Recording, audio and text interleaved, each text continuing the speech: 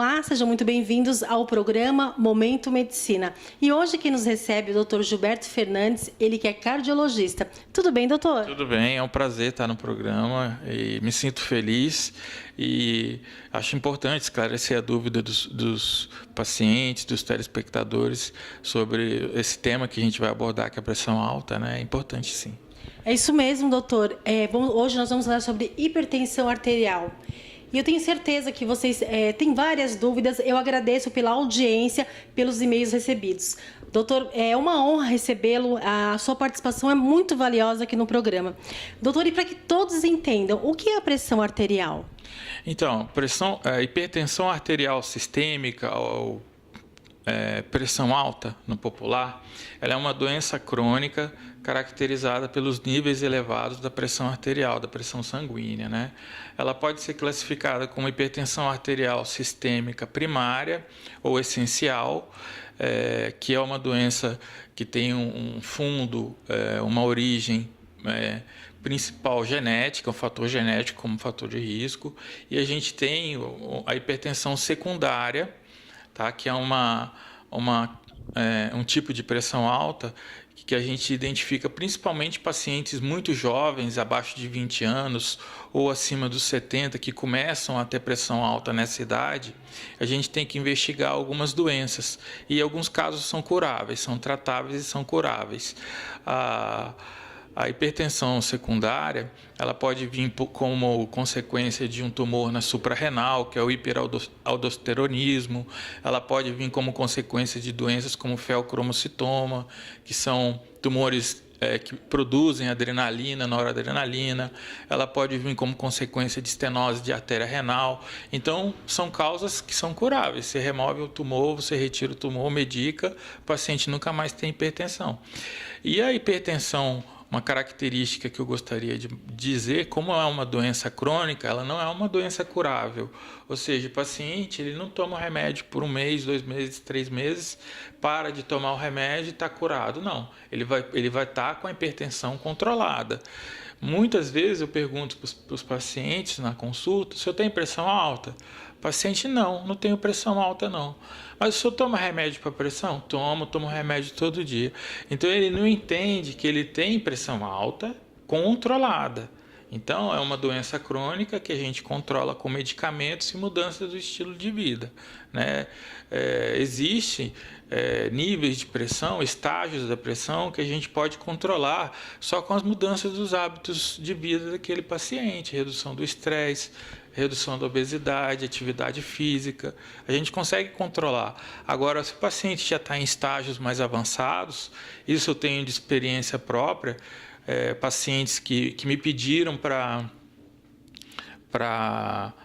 tirar o medicamento, e iam fazer exercício, iam diminuir a quantidade de sal e de alimentos salgados na dieta, e que tiveram todo o cuidado não medicamentoso, orientação de tudo para controlar, mas que já vinham com uma pressão antes de 16/9, de 16/10.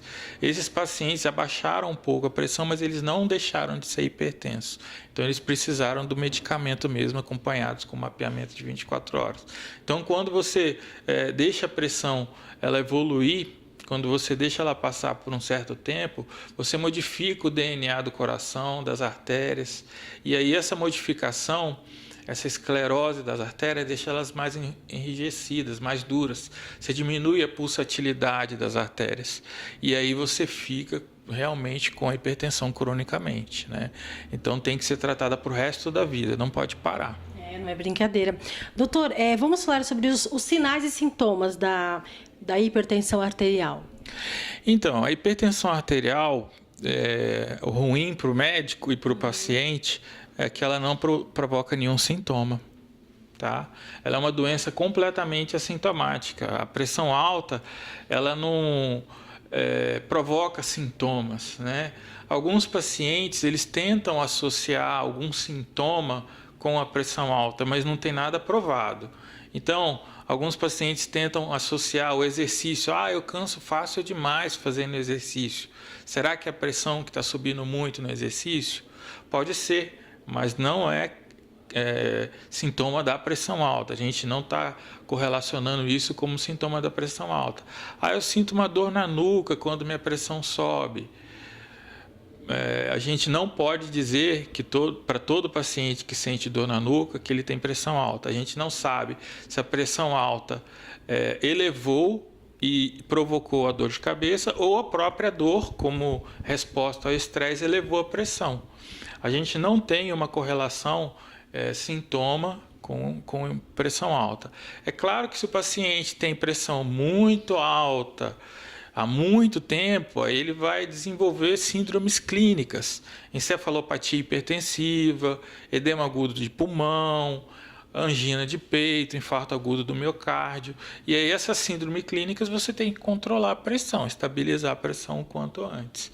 Agora, a pressão alta de consultório, a pressão alta ambulatorial, ela não provoca sintoma.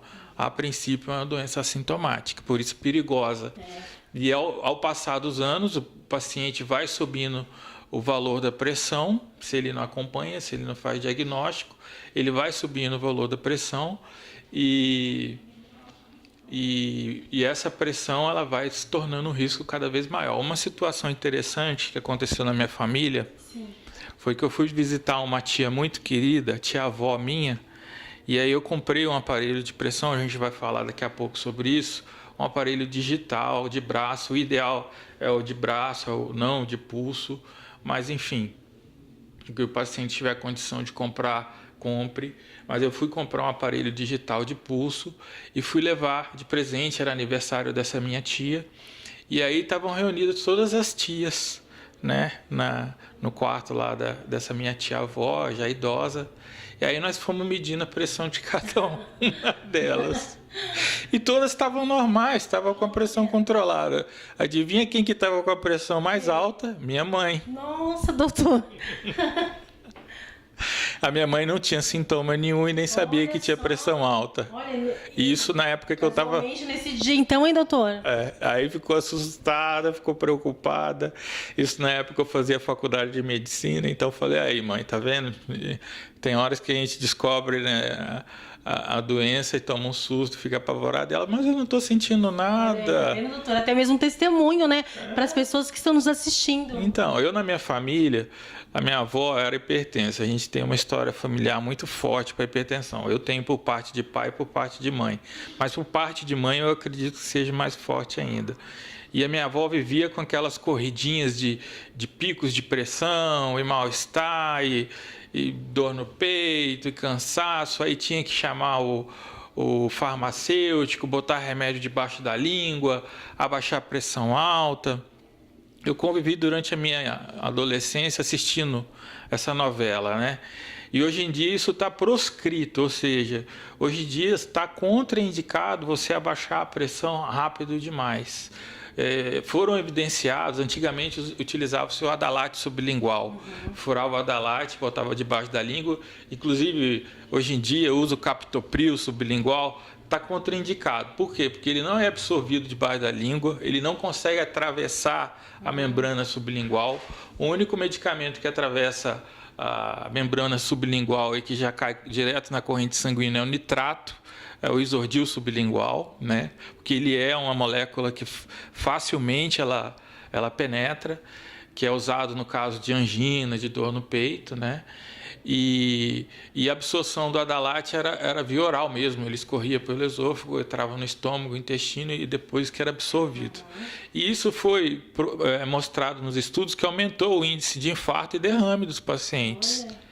Então, essa pressão alta ou a pseudo-hipertensão arterial, pseudo-pico hipertensivo, ela não deve ser abaixada rápido demais. O paciente não deve correr desesperadamente para o pronto-socorro para baixar só aquele valor da pressão. Ela deve se medicar, tomar um remédio de pressão que ela usa habitualmente. É lógico que se o paciente está desenvolvendo sintomas mais intensos, a gente medica os sintomas e aí o paciente ele vai ter um controle da pressão. Por exemplo, se teve um aborrecimento, está com um quadro emocional abalado, a gente dá um ansiolítico, a gente dá um medicamento para diminuir esse estresse, essa descarga adrenérgica, e o paciente vai ter um controle da pressão e ele deve controlar, né, a pressão dele com o medicamento. A gente vê também, o paciente toma losartana, enalapril, ramipril. O que vai adiantar ele tomar um captopril debaixo da língua no pronto-socorro se ele já toma esses medicamentos e não está controlando? Não vai adiantar nada, não vai abaixar. Então, o certo nessas horas, se tiver sintomas, ir consultar com o médico e ver qual medicamento que o médico vai passar para baixar se estiver desenvolvendo essas síndromes clínicas que eu falei. Se não tiver nada disso, for só pressão alta, não deve medicar, deve tomar os medicamentos usual. Uma outra coisa importante também que eu gostaria de ressaltar é que quando a gente tem uma pressão alta, o paciente está... Outro dia eu consultei aqui um paciente que nosso aparelho da clínica, que é um aparelho de UTI, não conseguiu medir. Nossa! Então, a gente botou os aparelhos todos que a gente tem automáticos, não conseguiram medir. Aí fomos no manual, estava 26 por 16. Doutor, é altíssima. E ele tinha problema de hérnia de disco na coluna, diabético e tal. Então, nesse paciente eu mediquei porque ele estava sintomático, ele tinha dor, ele tinha tudo mais. Então, eu aliviei a dor. Fiz um ansiolítico, ele estava muito nervoso. É um paciente asmático, então você não pode usar beta-bloqueador, que é um medicamento para pressão. Então eu fui medicando ele, fui estabilizando aos poucos. Por que aos poucos? Porque o cérebro, quando a gente tem uma pressão muito alta, nessa faixa de 26, o cérebro ele cria um mecanismo de defesa que ele contrai as artérias, né, cerebrais, para que aquela pressão ela não seja transmitida para o cérebro, ela não provoque edema nem hemorragia cerebral. E se você abaixa rápido demais uma pressão dessa, o cérebro ele não vai ter tempo de distribuir e de relaxar essas arteriolas, essa artéria cerebral. Então, você caindo rápido demais o pico de pressão, você pode provocar uma isquemia cerebral, um AVC isquêmico, né?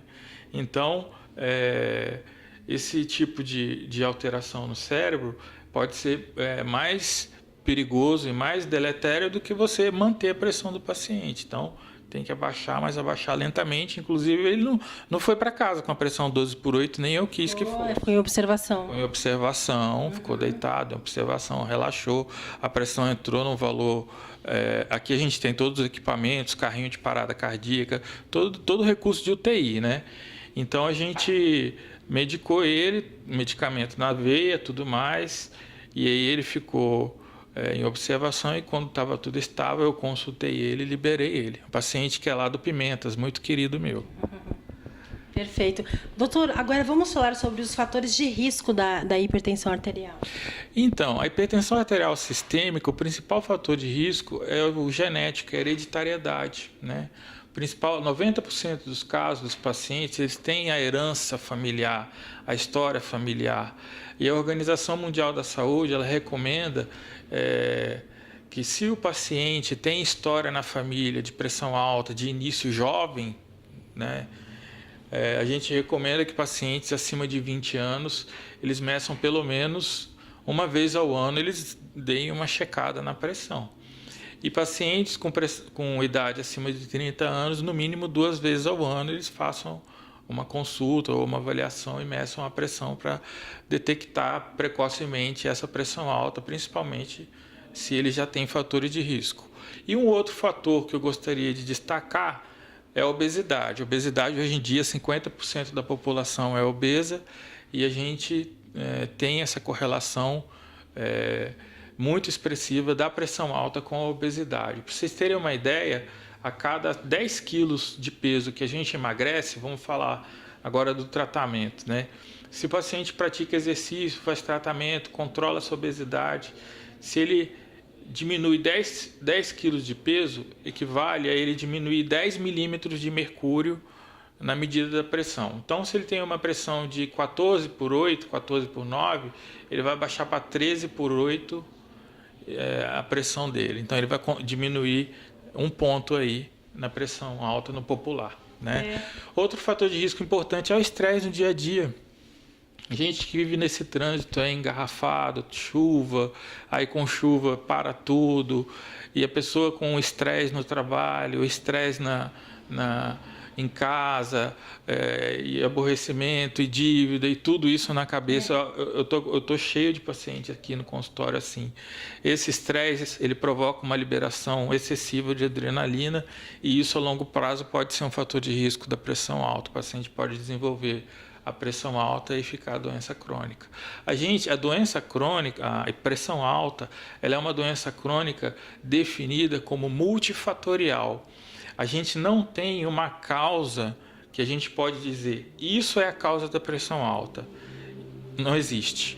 A gente pode dizer que existem vários fatores de risco, cada fator de risco contribuindo da sua maneira para o paciente desenvolver pressão alta. Então, por exemplo, tem paciente que não tem a herança, mas já tem alterações renais, a gente observa isso, alterações na estrutura renal, que não consegue eliminar o sal, que não consegue eliminar o sódio, né, na urina.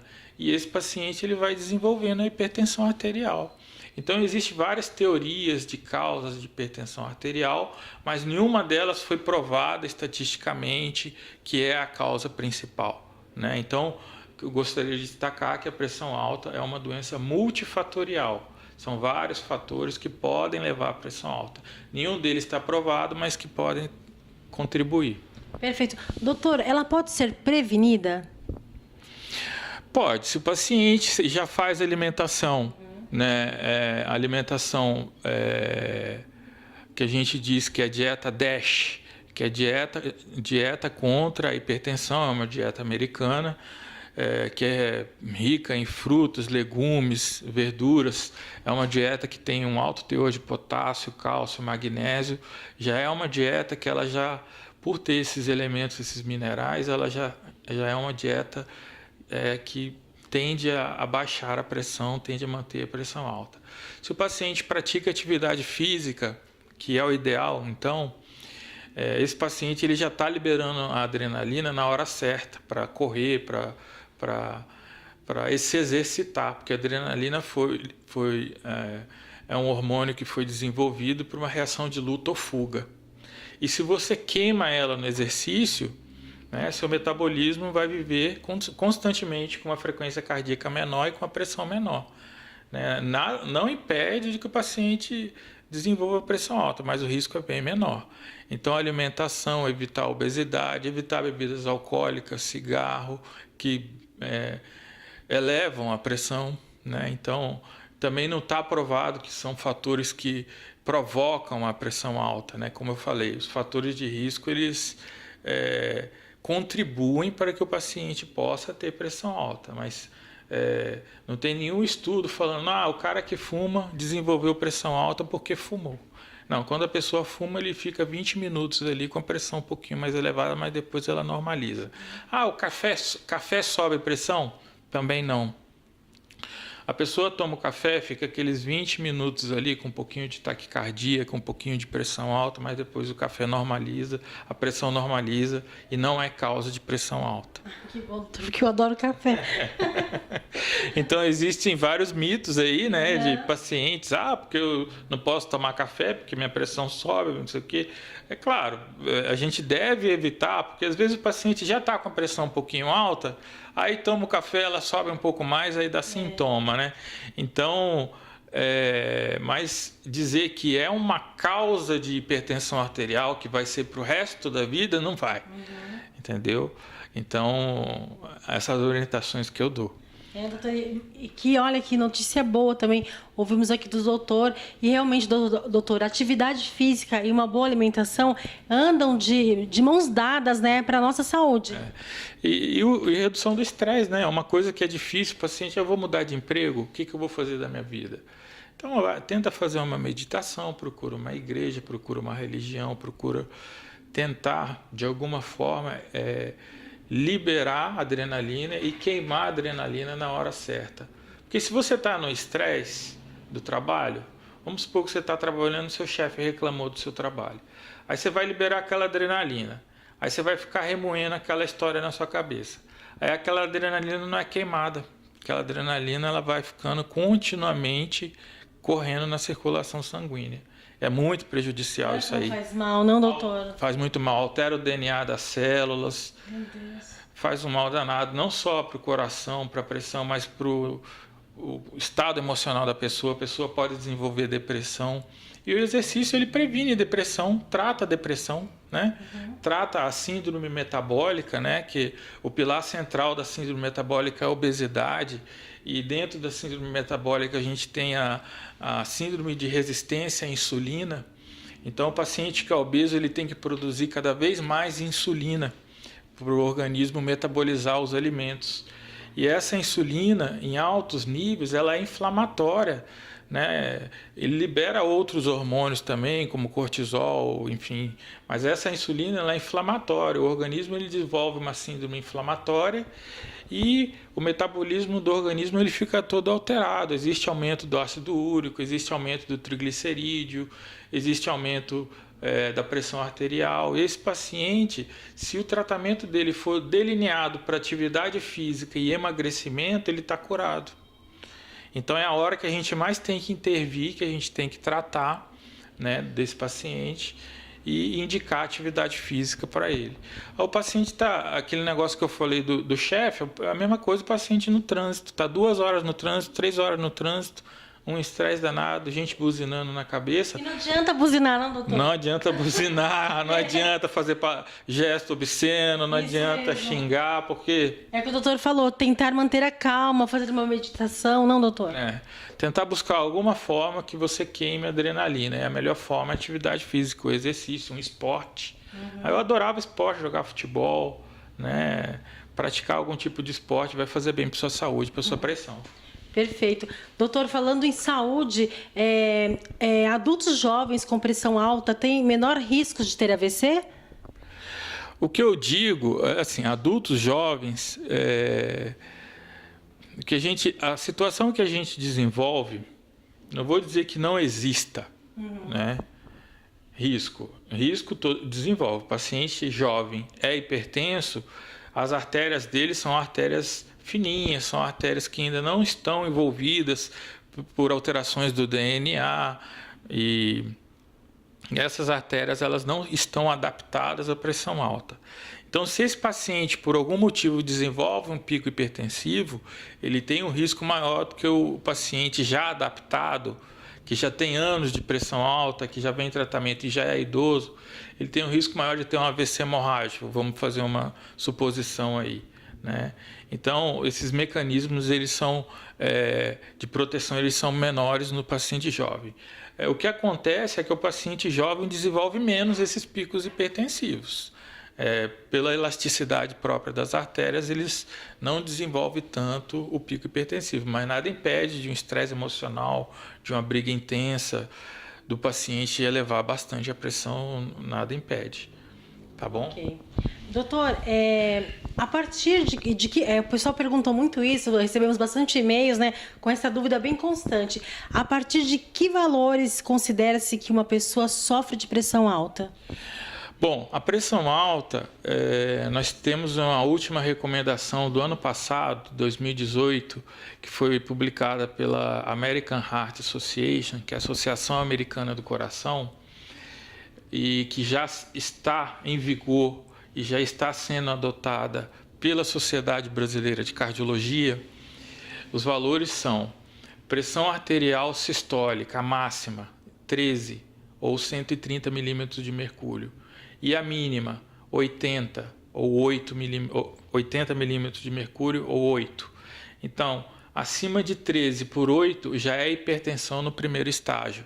Nós estamos sendo cada vez mais criteriosos e rigorosos no controle da pressão alta. Aconteceu com colesterol, aconteceu com diabetes, aconteceu com tudo. Tudo era valores mais altos. Hoje em dia nós estamos trabalhando com valores menores, porque esses pacientes têm complicado mais e têm morrido cada vez mais. Então, o paciente que tem a pressão de 13,1 até 13,9, ele já está na hipertensão estágio 1, primeiro estágio. Tá? E o paciente que tem a pressão, aí vamos voltar para baixo. O paciente que tem a pressão 12,1 até 12,9, 7,1 até 7,9, ele já tem a pressão alta elevada.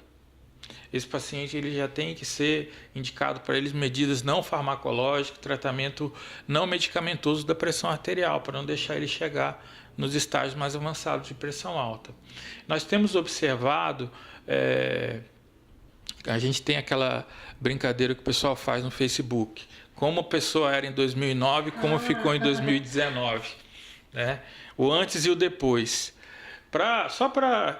Não é para entristecer todo mundo não, mas só para deixar claro que em 2009 a principal causa de mortalidade no mundo era infarto e derrame. 2019, qual é a principal causa? A hipertensão? O infarto e o derrame. Continua a principal causa, não mudou nada. E por mais que tenham mudado os avanços tecnológicos, de métodos de diagnóstico, de medicamentos, de abordagem do paciente, redução da mortalidade e tudo mais, ainda são a principal causa de morte no mundo. Para você ter uma ideia, a Organização Mundial da Saúde, ela divulga que aproximadamente no mundo ocorrem 7,5 milhões de casos de infarto por ano. É muita gente que infarta por ano. Muita gente, doutor. Metade dessas mortes ocorrem na primeira hora após o início da dor. Então, procurar logo o cardiologista, tá? Porque é a chamada morte súbita, né? Ocorre em 50% dos casos. Então, a gente tem aí 7 milhões e meio, 3 milhões e pouco, né? Morrem. A morte súbita do paciente caiu. Eu costumo perguntar, se tem história na família de infarto? Se o paciente é muito idosinho, eu pergunto, alguém morreu de repente? Teve uma morte rápida? Teve um fulano que morreu de repente, então pode ter sido um infarto agudo do miocárdio. Então, o ideal na doença coronária, na doença coronariana, na pressão alta e tudo mais, é consultar, fazer exames diagnósticos e prevenir. É o ideal do que remediar, porque em alguns casos você não tem como remediar.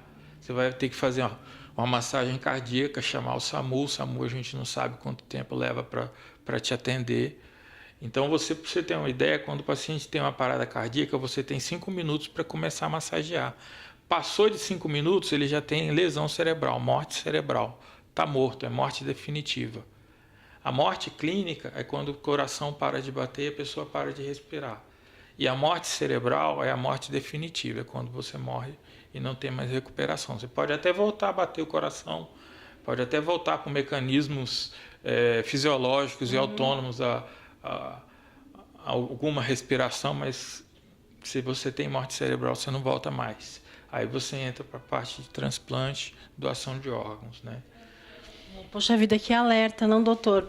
Doutor, muitas perguntas também sobre os aparelhos para medir pressão. Nós temos até uma telespectadora que sempre nos pergunta isso, a dona Eunice.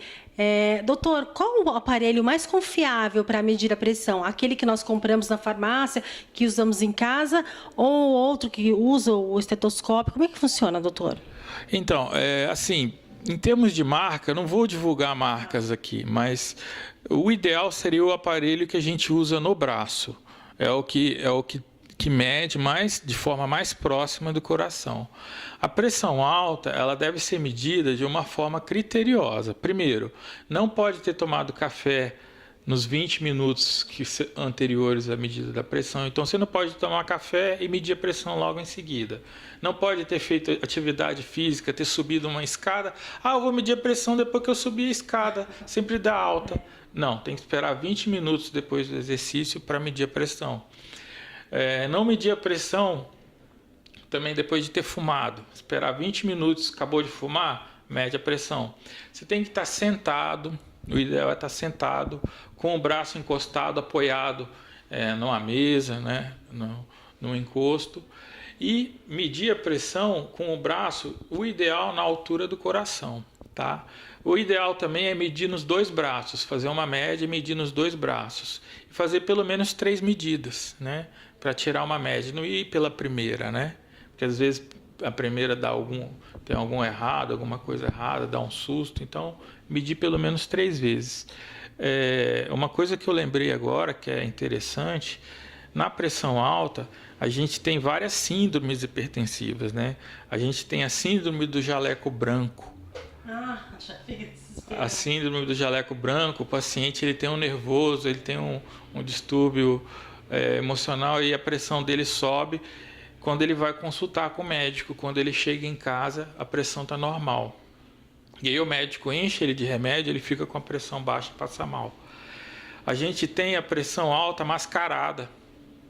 É o contrário da do jaleco branco. Ele vem no consultório da normal, ele se sente protegido. Ele chega em casa, ela sobe, né? Então a gente tem várias síndromes hipertensivas. A gente tem a hipertensão noturna, o paciente que tem pressão alta à noite. E o ideal à noite é a pressão baixar, que é o certo. A gente tem que ter cuidado com a hipertensão matinal, que é a que mais provoca infarto. Isso eu estou dizendo por conta dos exames de mapa que a gente faz, né? Que é a monitorização ambulatorial da pressão arterial, que é um exame importantíssimo, né? No paciente que tem diagnóstico de hipertensão, porque ele vai avaliar a pressão durante o dia e durante o sono, e aquela hipertensão que o paciente tem na hora que ele acorda. Se o paciente tem hipertensão que ela sobe muito quando ele acorda, está provado por um estudo que foi feito no Japão que esse paciente infarta mais, né?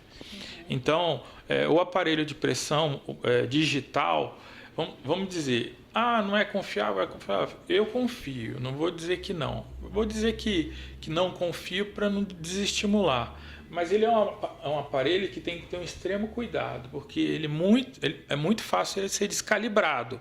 Então, mandar para manutenção, de preferência de 6 em 6 meses, no passar de um ano, mandar para manutenção para calibrar, tá?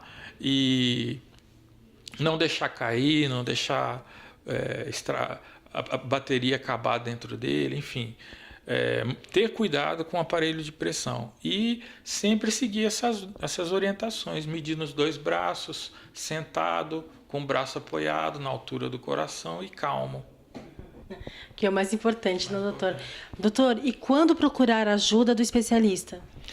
Então, sempre que o paciente tiver pressão em casa, né, tiver sintoma, que eu falei aí, que ele esteja em dúvida, ou que esteja com níveis acima de 130 por 80, ele já deve procurar o cardiologista, se ele encontra a pressão alta nesse nível. Não vai esperar chegar a pressão de 18 por 8, 18 por 10, 18 por 12 para procurar o cardiologista. Eu tenho um paciente aqui de 38 anos que esperou a pressão chegar a 20, 22 por 12, por 13 para consultar. Deu para controlar a pressão? Deu. Hoje ele está com a pressão 12 por 8. Mas o ideal é procurar o quanto antes o cardiologista. Outra coisa também que os pacientes falam muito: minha pressão é baixa, Minha pressão é 10 por 7, 10 por 6. Não, sua pressão é normal. Valores baixos, a pressão arterial média abaixo de 70, a pressão sistólica abaixo de 8, de 7, 8 por 8, 9. Essa é a pressão baixa. Agora, a pressão baixa para a mulher, pressão normal para a mulher é 10 por 6 mesmo, é o ideal, né? Tem paciente que fala: agora eu estou com uma pressão baixa, estou sentindo um monte de coisa, vou parar de tomar o remédio. Não faça isso. Você está se acostumando, às vezes, com medicamentos, se adaptando, sua pressão pode subir se você não continuar tomando os medicamentos. Uma coisa que eu vejo de resistência, que a gente acompanha na prática clínica, é o paciente do sexo masculino. É o mais difícil de tratar. O paciente do sexo masculino, aquele paciente que gosta de um churrasquinho no final de semana e tal, a gente vê no próprio prontuário dos pacientes, a gente vê isso no dia a dia, na prática, que eles param de tomar o remédio para tomar cerveja. Não pode parar de tomar o remédio para tomar cerveja. Não dá reação, tá? Cerveja, bebida alcoólica com o remédio não dá reação, nem abaixa nem sobe. Não é para parar de tomar o remédio por motivo nenhum. Primeira coisa. Segunda coisa, no sexo masculino, o homem tem às vezes medo de ter impotência, de ter também não provoca. Os medicamentos de hoje em dia, os mais atuais, modernos, não provocam impotência, não tem esse problema. Então, a mulher, pelo fato dela usar anticoncepcional, já ser habituada a tomar o medicamento desde jovem, ela aceita mais fácil a medicação, aceita mais fácil o tratamento. O homem já desenvolve uma resistência. Outra coisa também não é que a gente proíbe de paciente bebidas alcoólicas, mas bebida alcoólica sobe a pressão também. Eu tenho paciente que tem cardiopatia dilatada, que eu já tratei, o coração estava dilatado, estava fraco, e era alcoólatra. Eu falei, vamos parar de beber, vamos procurar apoio, vamos... E o paciente, por insistência da filha, uma preocupação muito grande da filha, o paciente parou de beber e o coração dele voltou à função normal. Voltou o tamanho normal e voltou a força de contração normal. E esse paciente é agradecido a mim até hoje por isso. Então o risco dele era da bebida. Ele desenvolveu cardiopatia alcoólica e recuperou com medicação, não só com parar de beber, mas o pilar foi parar de beber. Se ele não parasse de beber, a medicação não ia fazer milagre. Mas ele parou de beber e normalizou. E normalizou em 1 ano. Olha só que bom. E lembrando, com a pressão não se brinca, não, doutor? Não se brinca com pressão alta. Pressão alta, doença traiçoeira. Eu, na minha família, de tanto ver a minha avó passar mal com pressão alta, tadinha, era todo mundo brigando com ela porque ela comia alimentos salgados e tal. Eu resolvi fazer cardiologia, né? Então foi um estímulo que me deu fazer cardiologia e cuidar dos pacientes. Eu tenho muito amor à profissão. É uma vocação que eu tenho de infância e a cardiologia veio na adolescência, das histórias na família. Então, assim, é uma coisa que não se brinca. É verdade. Bom, doutor, como você muito bem disse, nós tivemos assim ótimas referências. O doutor Gilberto é um médico humanizado. Meus parabéns, doutor. Nós tivemos uma aula aqui hoje. Eu fico muito feliz. É informação com responsabilidade para todos vocês. Doutor, muitíssimo obrigada pela sua participação tão valiosa aqui no programa Momento Medicina. Obrigado, Roberto. Eu fico agradecido, né, de estar participando, de estar divulgando meu trabalho também, né? Então, é muito gratificante para o profissional ele perceber e que ele está sendo reconhecido do trabalho dele, né? Isso é uma coisa que traz uma gratificação muito grande. Eu que tenho especialização em cardiologia, que fiz residência médica, que a gente na residência sofre tanto com plantão. Para você ter uma ideia, a gente dava plantão no pós-operatório de cirurgia cardíaca. Pós-operatório de cirurgia cardíaca, tinham 20 pacientes internados, era o médico e o residente, era 10 para cada um. Tudo operado, tudo complicado da cirurgia. Então a gente passava preocupação, passava por um estresse danado e tal. E essa experiência que eu tenho, eu trago para o consultório para trazer para os meus pacientes aqui no consultório. Aqui na clínica a gente tem todos os exames diagnósticos clínicos, né, para avaliar o paciente hipertenso, né, para avaliar o risco cardiovascular.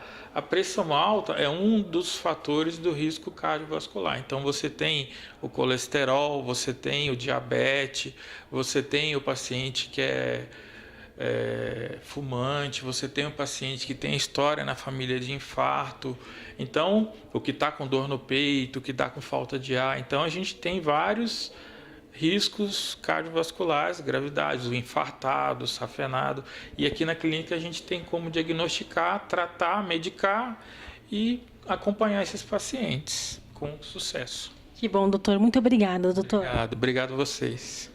O programa Momento Medicina vai ficando por aqui. Até o nosso próximo encontro. Aqui você encontra informação com responsabilidade.